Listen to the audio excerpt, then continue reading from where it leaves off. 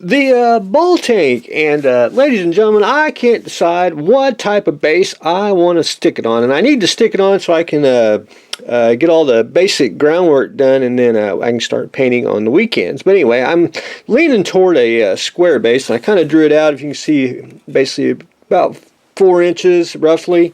Probably do something like that, be 4 inches square all the way around. Or I was thinking, for example, like a round base or something, something that stands up just a little bit, just to put it on. And I'm trying to make it kind of standard. I want to incorporate like the base into the models, like a model scene, but have a very good base, because a base either makes or breaks a model, and that's a philosophy that I've learned many years ago. You got to have a nice base with a nice model, because you can have a poor base and it'll kill the model. But anyway, we're trying to work it out, and I kind of want to make stuff standard around here, where you make the base a integral part of the model, but it's also just found stuff that you can make and don't have to go get custom made wood bases. But anyway, that's where I am on that. So I'm debating on that. So hopefully by the end of the week I'll try to figure out what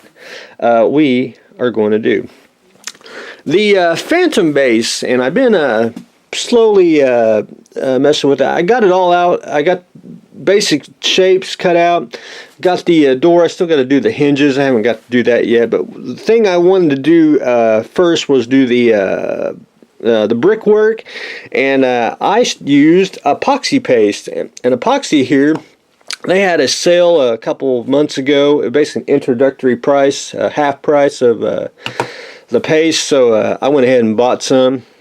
It's not bad. It's a little thinner than the standard epoxy sculpt, and I could have used epoxy sculpt to do this, but I wanted the paste because I wanted just a thin layer of the paste on there, because I'm basically doing a buck for the vacuum form machine.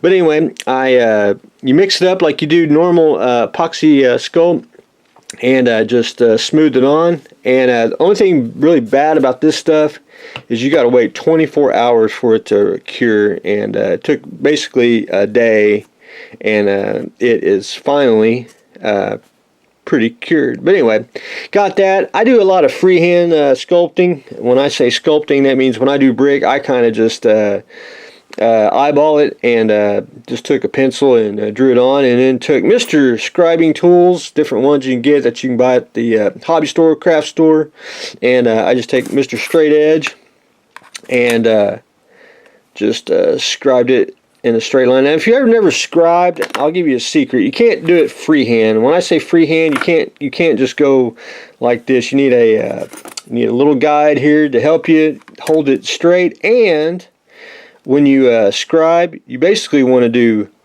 very little at a time, because if you do one big line, you'll basically go like this and then off to one side. I know, I've been there, I have done it. But anyway, I got the most of the brick laid out. I'm going to do a little bit more on the walls here. There'll be a little few more as I go. Now when I vacuum form it, it'll be a hint there, but it won't be fully defined, because I am not doing a resin one at all. This will be all vacuum formed, be easier to cut, be 3 pieces to cut out and glue together, and I think it'll look pretty darn slick. But anyway, that's where I am on that. So hopefully we'll be able to get a little more done on that this week. There might be I don't know if there'll be any modeling last couple days, because what is today? 11/6. That would be election day, and it's also the first Tuesday of the month, which is model meeting night. So I got to go hang out with the nerdy model friends. So that's what I'm going to do this evening. But anyway, that's what I've got going on today. We are continuing on with the Phantom base conversion. We're trying to decide on a base for Mr. Ball Tank. So that's what I got going on today. So stay tuned for the next exciting episode.